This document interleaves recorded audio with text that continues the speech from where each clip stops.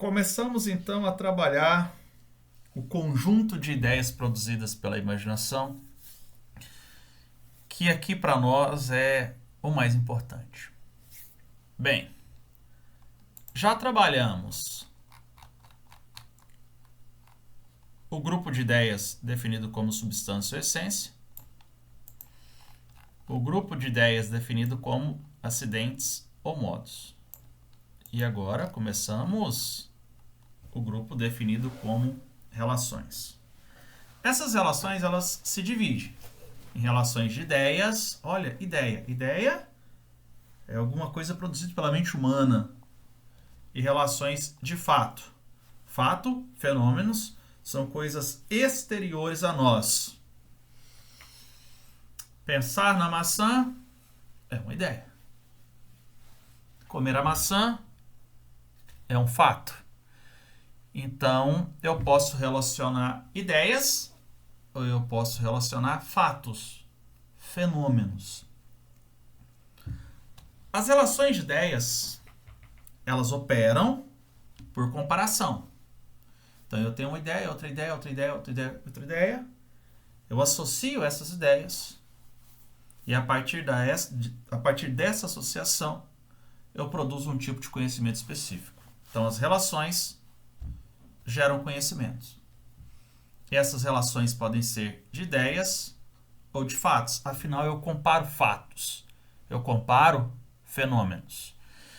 Vou partir do cotidiano e depois eu vou colocar isso dentro de um plano científico, dentro de um plano empírico-científico.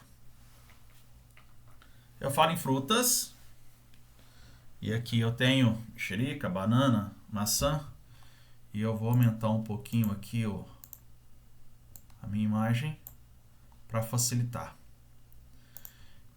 Bem, frutas, maçã, banana, mexerica, tomate.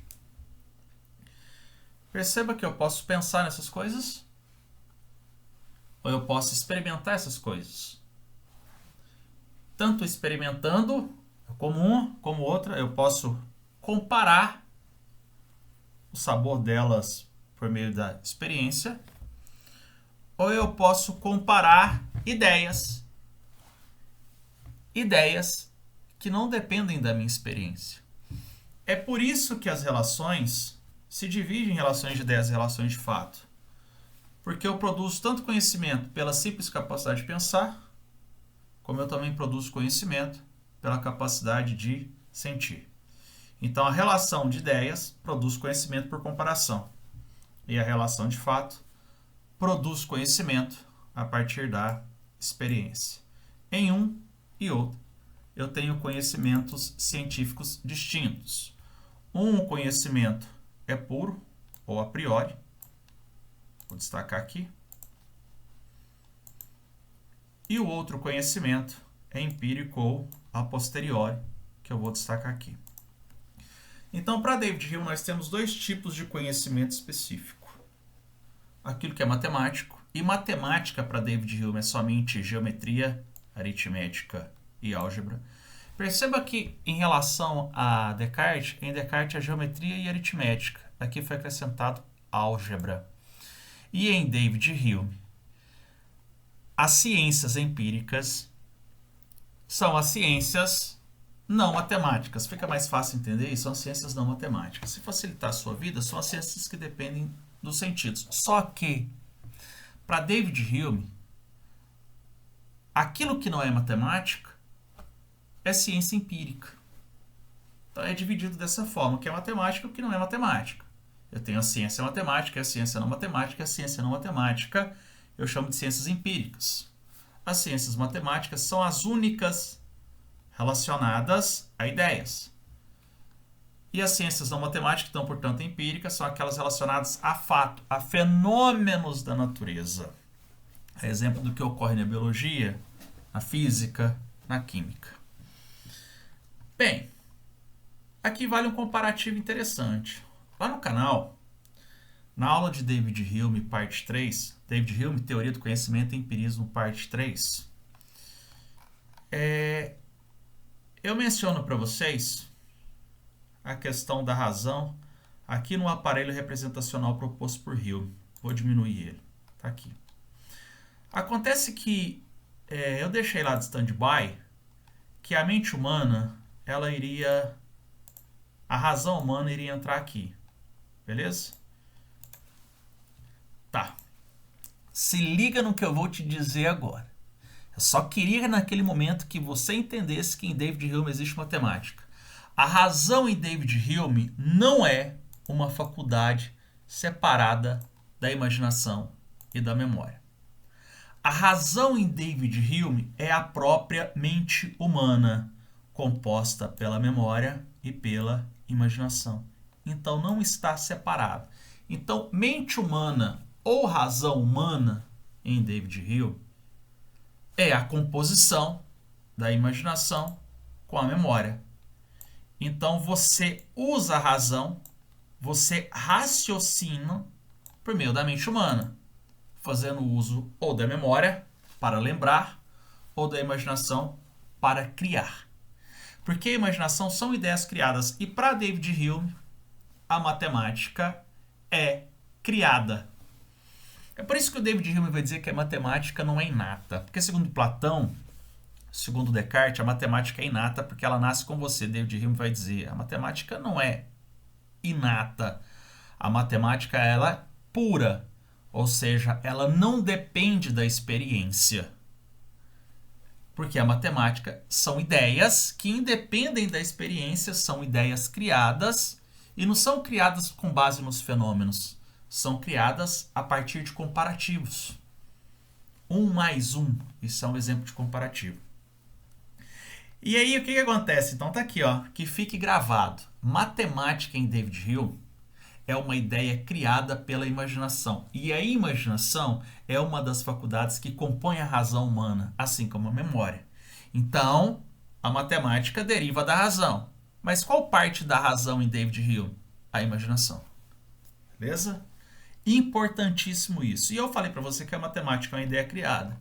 O que vai ao encontro do que eu disse antes, que em David Hume existem ciências mais e ciências menos dependentes dos homens. Se existe uma ciência mais e menos dependente dos homens, podemos dizer que todas as ciências em David Hume são dependentes dos homens, porque a ciência, que é esse conhecimento humano, só existe se for produzido, se for criado pelo homem. Então, esse conhecimento é criado. Está aqui. E a matemática, para David Hume, está ela aqui, ela é um conhecimento menos dependente dos homens. Menos dependente é o mesmo que dizer que também é dependente dos homens para existir. Beleza? Se você for pensar que no planeta, partindo da hipótese que nunca existiu o ser humano, não existe o conhecimento da matemática. Porque essa é a de produção humana. Tá, mas a matemática está ali, disposta. Tá, mas o conhecimento matemático ele precisa ser inventado pelo homem. Inclusive a própria representação dessa linguagem matemática. Bem, dito isso, tendo feito todas essas observações, nós vamos voltar lá nas ideias comparadas e vamos trazer outros detalhes igualmente importantes. Então, em David Hume existem duas ciências, a matemática e a não matemática. A matemática e as ciências empíricas. A matemática é a única ciência pura, não depende da experiência, por isso ela é menos dependente dos homens. E nós temos as ciências empíricas ou não matemáticas, que é aquelas que dependem das experiências. Eu estou dizendo para você que a matemática é a única ciência que o homem produz, que trabalha com demonstração. Enquanto que as demais ciências, elas não precisam, elas não apenas precisam demonstrar, elas precisam comprovar. E quando elas propõem comprovar algo, elas estão trabalhando com probabilidade, elas estão trabalhando no campo do provável. Porque pode ser que esse algo aconteça, pode ser que não. O que significa dizer que o conhecimento matemático ele é universal necessário. Enquanto que o conhecimento empírico ele é particular possível, mas não é um particular qualquer, é um particular que vale para a maioria. A matemática não admite contradição, então os meus cálculos têm que bater com seus cálculos, enquanto que as ciências empíricas, elas admitem contradição. E aonde que está a contradição? No fato dela não ser universal. É um conhecimento que não atinge 100% das pessoas, mas ela atinge a maioria dessas pessoas. Se ela atinge a maioria e não atinge todos, existe ali uma contradição. E aí eu vou fazer algo bacana agora. Vou dar uma pausa nessa forma como eu estou explicando aqui, depois eu volto. E vou trazer essa explicação para você dentro do quadro. Vamos para o quadro então para trazer alguns exemplos. Beleza. Vamos para o quadro então. Vamos trabalhar essa questão das relações. Antes vamos retomar aqui, ó. Se liga. A imaginação, se liga comigo. A imaginação, o que ela faz? Ela produz ideias. E todas essas infinitas ideias podem ser colocadas em 3 conjuntos. Substância, que é aquilo que permite identificar objetos semelhantes. Os acidentes, que é aquilo que difere esses objetos. Esses objetos podem ser encontrados, essas características dos acidentes podem ser encontradas em objetos semelhantes ou diferentes. E por fim nós temos as chamadas relações, que se divide em relações de ideias e relações de fato, que é o que eu vou trabalhar aqui. Por que nos interessa as ideias criadas pela imaginação definidas como relações? Porque é aqui que eu encontro a chamada ciência. E eu preciso entender que a ciência em David Hume é dividida em matemática e ciências empíricas, que eu vou chamar aqui de não matemática. Não matemática são as chamadas ciências empíricas. Porque o David Hume quer mostrar que é possível produzir conhecimento científico com base no cientismo. Descartes diz que não é possível. David Hume diz que é possível. Vale ressaltar que o David Hume e Descartes não têm divergência em relação à matemática ser uma ciência. Só que, para Descartes, somente a matemática é ciência, aquilo que deriva dos sentidos, dado o seu grau de incerteza, não pode ser considerado uma ciência, porque Descartes entende ciência como aquilo que tem valor universal. Para David Hume, não. Para David Hume, é possível ciências, desde que essa ciência atinja um grau maior, que ele chama de mais geral, ou válido para a maioria. Então, se liga aqui. Vamos retomar. As relações podem ser relações de ideias, e essas ideias são ideias comparadas. Então eu comparo uma ideia com outra. A exemplo aqui no delta, ó, b ao quadrado igual b ao quadrado menos 4ac. Isso aqui é uma relação de ideias. De ideias comparadas. Isso aqui, parceiro, opera dentro do campo demonstrativo. É algo que você apenas pensa. Tive uma ideia, significa dizer que você está pensando. Então, a matemática, para David Hume, ela opera dentro do campo demonstrativo. Esse campo demonstrativo, ele não admite contradição. Significa dizer que se eu fizer uma conta e você fizer essa conta, nós temos que chegar no mesmo resultado. Se não opera no campo demonstrativo, se não admite contradição, só aquilo que não admite contradição pode ser universal e necessário. Vamos lembrar esse conceito? Bora! O conhecimento, ele pode ser considerado universal, ele pode ser considerado particular, como ele pode ser considerado singular. O universal vale para todos, e o singular, o contrário de plural é singular, então vale para um. E o particular é aquilo que não é nem universal, nem singular. É aquilo que não vale nem para todos e nem para um, então vale para uma parte. E essa parte pode ser igual, metade, metade. Só que essa parte também pode ser uma parte maior, como pode ser uma parte menor. Na matemática, por operar no campo demonstrativo, a partir da comparação de ideias, não se admite contradição. Então, necessariamente, esse conhecimento é universal, tem que valer para todos. É por isso que o David Hume vai dizer que a matemática opera com ideias puras ou a priori. O que é puro? É aquilo que não depende da experiência, não depende de fenômenos naturais para ser provado, para ser comprovado, para ser demonstrado.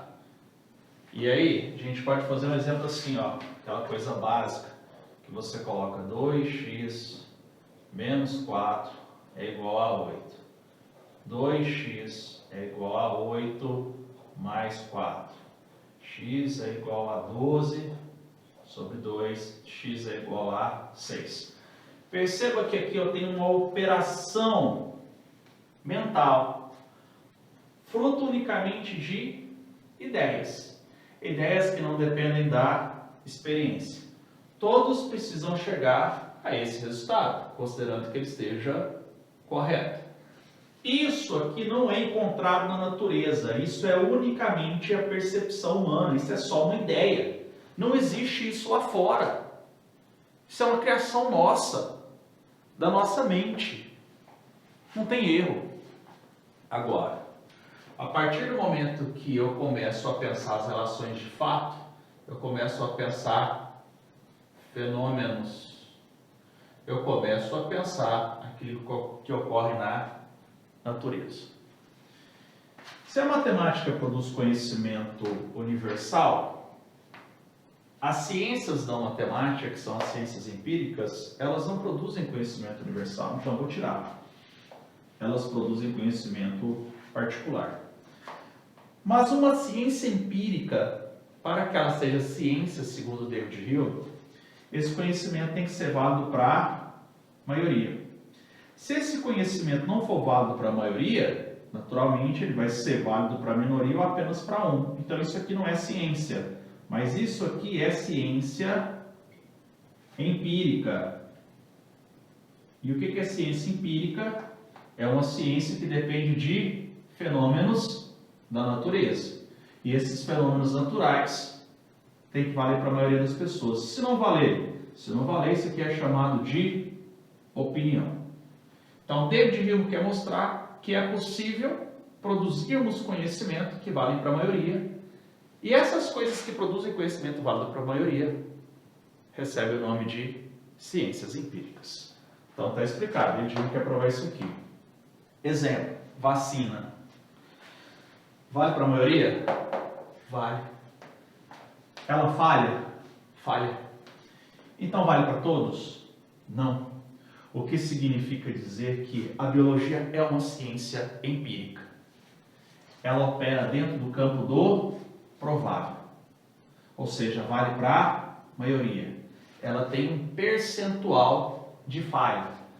Ou seja, ela admite contradição. Mas o seu conhecimento ele é possível, dado ao fato de ser válido para a maioria. Ou seja, ele é um conhecimento mais geral. As ciências que produzem conhecimento para a maioria e admite essa falha, trabalha com ideias empíricas ou a posteriori. Ou seja, são ciências que dependem de fenômenos naturais e não somente de ideias. Beleza? Então escapa a nossa capacidade de dominar a natureza. Mas temos a capacidade de compreender a forma de operação da natureza, a produção dessa ciência.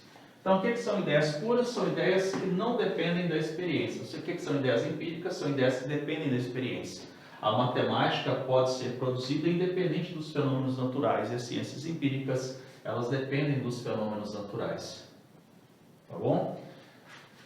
Galera, tá vendo que existe a palavra puro ou a priori aqui? A gente está usando elas como sinônimo. Tá vendo a palavra empírica e a posteriori aqui? Ó, nós estamos usando como sinônimo. Então, o que é puro? Não depende da experiência. O que é a priori? Anterior à experiência. Então, está batendo. O que é empírico? Aquilo que depende da experiência. O que é posterior? É aquilo que é posterior à experiência. Então, estão usados aqui como sinônimos, são conceitos distintos, mas eles estão batendo. E aí eu vou partir para um exemplo de um conhecimento empírico. E vou estabelecer para você a diferença de um conhecimento empírico para uma opinião empírica. Lembrando que o conhecimento empírico tem que ser para a maioria e a opinião é para a minoria. E aí eu vou usar o exemplo do David Hume. O sol nascerá amanhã. Certo ou não? É um frio danado. E aí, parceiro? O sol vai nascer amanhã? É bem provável que você diz que sim, mas eu vou propor uma outra coisa. E você que está aí assistindo diz que o sol vai nascer amanhã. Aí eu venho e digo assim, o sol não nascerá amanhã. Quem está certo? Eu ou você? É bem provável que você disse que quem está certo é a pessoa que afirmou que o sol vai nascer amanhã, certo? Pois é, você pode ter afirmado isso, mas você está errado. O sujeito A colocou uma preposição A. E o sujeito B colocou uma proposição B. O sol nascerá amanhã pode ser verdadeiro ou falso. O sol não nascerá amanhã pode ser verdadeiro ou falso. Nós só vamos saber se é verdadeiro ou falso a partir do momento que ocorreu o fenômeno natural. Então, se o sol nascer amanhã, significa dizer que esse aqui será verdadeiro e esse aqui será falso. Mas a gente depende do fenômeno natural. Isso é uma ciência empírica. São ciências que operam a partir de observações. Elas propõem teorias, proposições, afirmações, só que elas dependem de fenômenos naturais para dizer se a teoria é verdadeira ou se ela é falsa. A exemplo, então, do curso de meteorologia. Por isso que se chama previsão do tempo. É uma previsão. Pode ser que dê certo, pode ser que não. E ela se baseia, então, portanto, numa série de repetições de fenômenos naturais que pode ser que naquele dia que se afirmou que ia fazer frio, não fez. Mas pode ser que faça. Como que a gente vai saber? Tem que esperar chegar o dia para saber se vai ter frio ou não. Então, estamos falando de ciência. E aí, eu vou apagar aqui porque está faltando espaço no quadro. Então, esse aqui é um exemplo de fenômeno natural. A ciência empírica ela opera dessa forma. Aí, exemplo, então, aí da questão do tempo. Beleza. Vou trocar essa frase por esta frase aqui. Amanhã fará calor. Ou amanhã não fará calor. Pode ser verdadeiro ou falso, pode ser verdadeiro ou falso. Vamos depender de um fenômeno da natureza. Isso é ciência. Agora eu vou fazer uma brincadeira com você. Eu vou dizer assim, ó. Vou dizer assim, vou colocar outro exemplo aqui, ó. Um sujeito A diz que Maria é bonita. E um sujeito B coloca uma proposição dizendo que Maria não é bonita. Por que aqui nós temos uma ciência empírica e aqui nós não temos ciência, nós temos no máximo opinião? Porque isso daqui é uma afirmação cujo V ou F pode ser provado a partir de um fenômeno natural. Maria é bonita ou Maria não é bonita não depende da natureza, depende do que pensa cada sujeito. É por isso que isso aqui não é ciência, isso aqui é opinião. E a opinião ela vale para um ou para um pequeno grupo. E por ser opinião, ela muda também. Pode ser que hoje você ache Maria bonita e amanhã não. E depois sim, e depois não. E assim sucessivamente. Isso daqui, que são as chamadas ciências empíricas,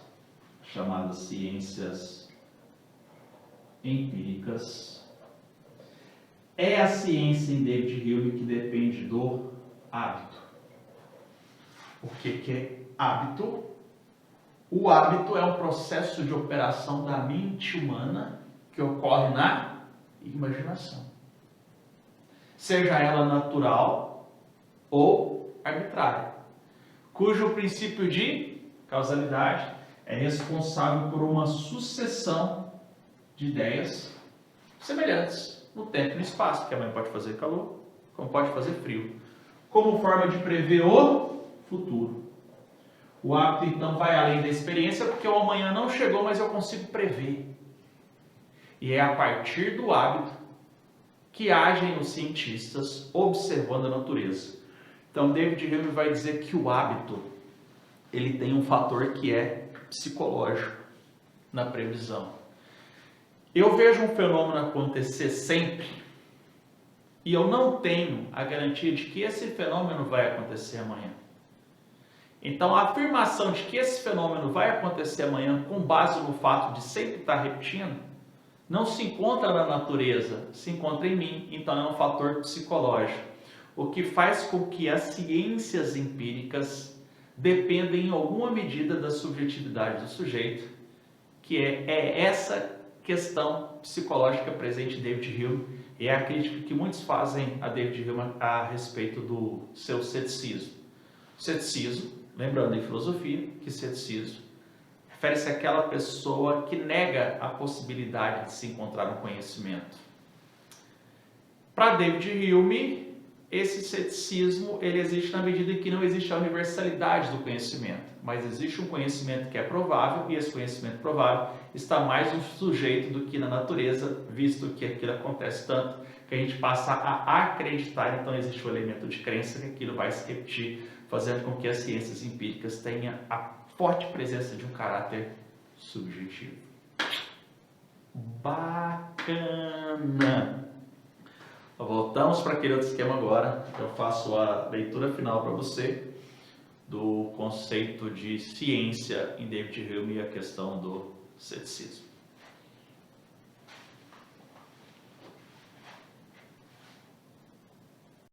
Para podermos finalizar essa questão que envolve o grupo de ideias produzidas pela imaginação de nome relações. Relações de ideias e relações de fato. Relações de ideias, matemática. Um tipo de conhecimento puro.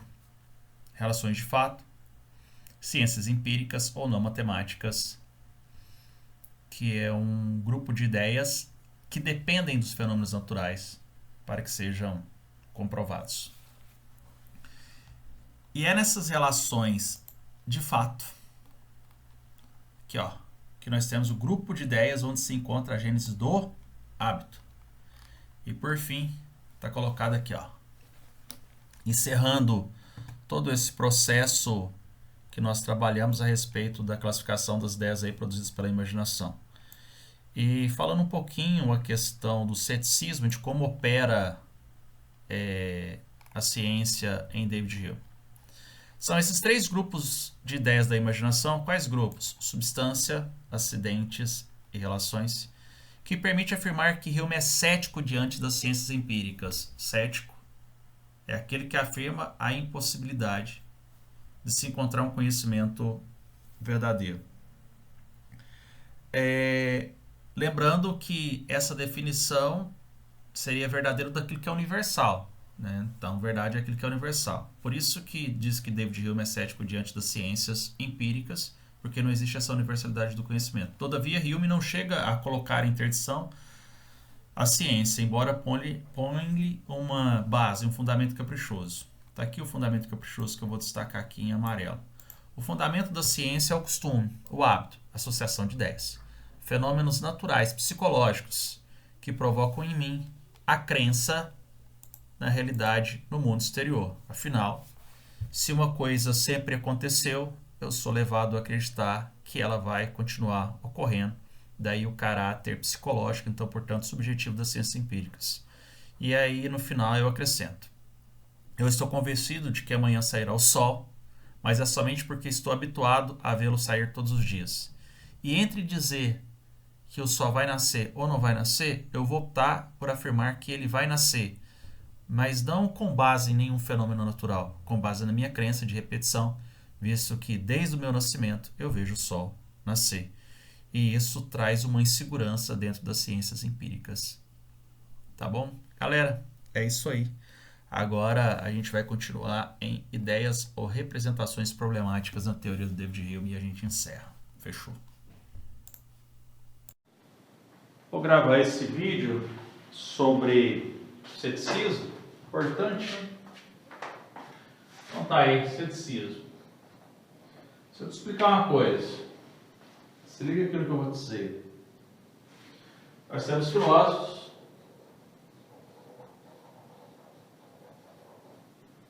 nós temos céticos. E diga-se de passagem, há filósofos céticos. A exemplo do ceticismo de Pyrrhon de Eris. Os filósofos, eles utilizam a dúvida para chegar ao conhecimento. Os céticos não. Os céticos buscam no conhecimento a dúvida.